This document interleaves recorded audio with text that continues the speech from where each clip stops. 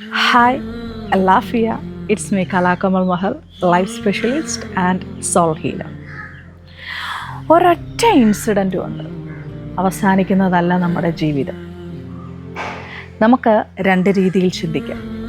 ഒരൊറ്റ ഇൻസിഡൻ്റ് കൊണ്ട് നമുക്ക് നമ്മുടെ ജീവിതത്തെ അത് അവസാന ഇൻസിഡൻറ്റോ അല്ലാന്നുണ്ടെങ്കിൽ ആ ജീവിതത്തിൻ്റെ അവസാന നാളോ ആക്കി മാറ്റാം. അതേ ഒരൊറ്റ ഇൻസിഡൻ്റ് കൊണ്ട് നമുക്കൊരു യുഗവും സൃഷ്ടിക്കാം. എന്നെ കേൾക്കുന്ന എത്ര പേർ അങ്ങനെ ഒരു കണ്ടീഷനിലാണെന്ന് അറിയത്തില്ല.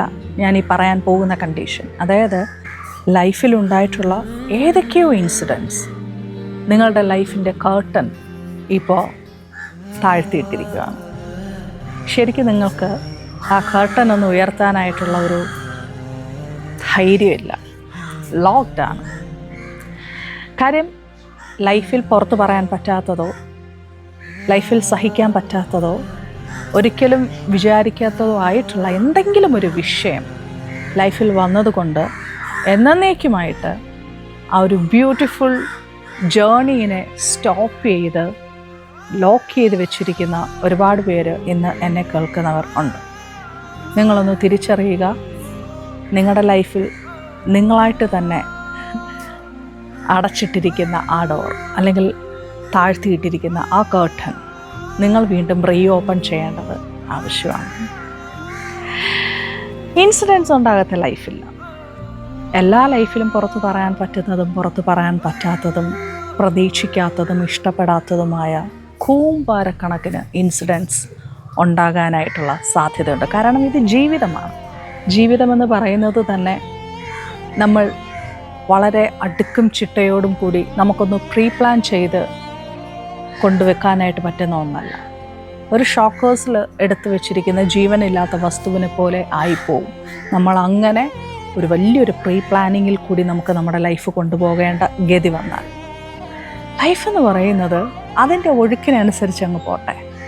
പക്ഷെ ആ ഒഴുക്കിനനുസരിച്ച് നീന്താനും തടഞ്ഞ് നിർത്തുന്നിടത്ത് നിന്ന് വീണ്ടും ആ തടഞ്ഞു നിർത്താൻ ഉണ്ടാകുന്ന സാഹചര്യങ്ങളെ, വസ്തുതകളെ വകഞ്ഞു മാറ്റിക്കൊണ്ട് വീണ്ടും നീന്താനും പറ്റുന്ന തരത്തിൽ, മാറ്റങ്ങൾക്കനുസരിച്ച് മൈൻഡിനെ റീസെറ്റ് ചെയ്യാൻ പറ്റുന്ന തരത്തിൽ ഓരോ വ്യക്തികളും ആയി മാറണം.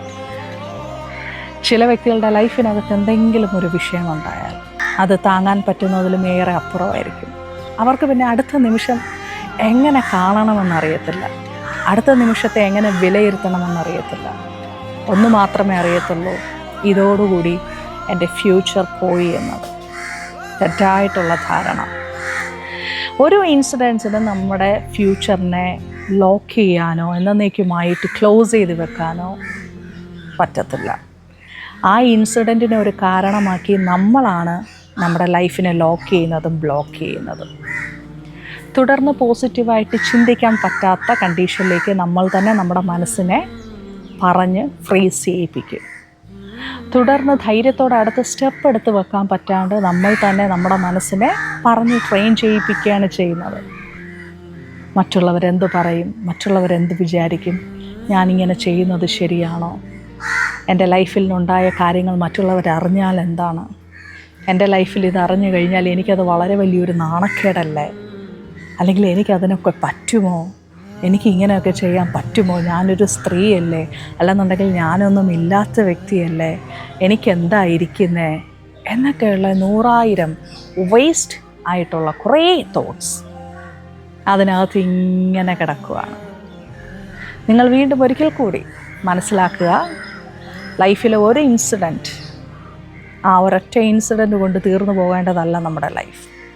ഇനി അതുപോലത്തെ 1000 ഇൻസിഡൻറ്റ്സ് വന്നിരുന്നാലും തീർന്നു പോകേണ്ടതല്ല നമ്മുടെ ലൈഫ്. ഞാൻ ആദ്യം പറഞ്ഞതുപോലെ നമ്മൾ പ്രതീക്ഷിക്കാതെ നമ്മുടെ ലൈഫിൽ നമ്മളെ പാനിക്കാക്കുന്ന, നമ്മളെ അറ്റാക്ക് ചെയ്യുന്ന, നമ്മളെ പെയിൻഫുൾ കണ്ടീഷനിലേക്ക് വലിച്ചു കൊണ്ടുപോകുന്ന ഏതെങ്കിലും ഒരു ഇൻസിഡൻറ്റ് വന്നാൽ ആ ഇൻസിഡൻറ്റ് കൊണ്ട് നമ്മുടെ ജീവിതത്തിൻ്റെ അവസാനത്തെ ദിനത്തെ നമ്മൾ കുറിക്കുകയല്ല വേണ്ടത്. ആ ഇൻസിഡൻറ്റ് കൊണ്ട് നമുക്കൊരു യുഗം സൃഷ്ടിക്കാനായിട്ട് കഴിയണം. ആ യുഗത്തിനകത്ത് രാജാവായിട്ടോ റാണിയായിട്ടോ തല ഉയർത്തി നിൽക്കാൻ പറ്റണം.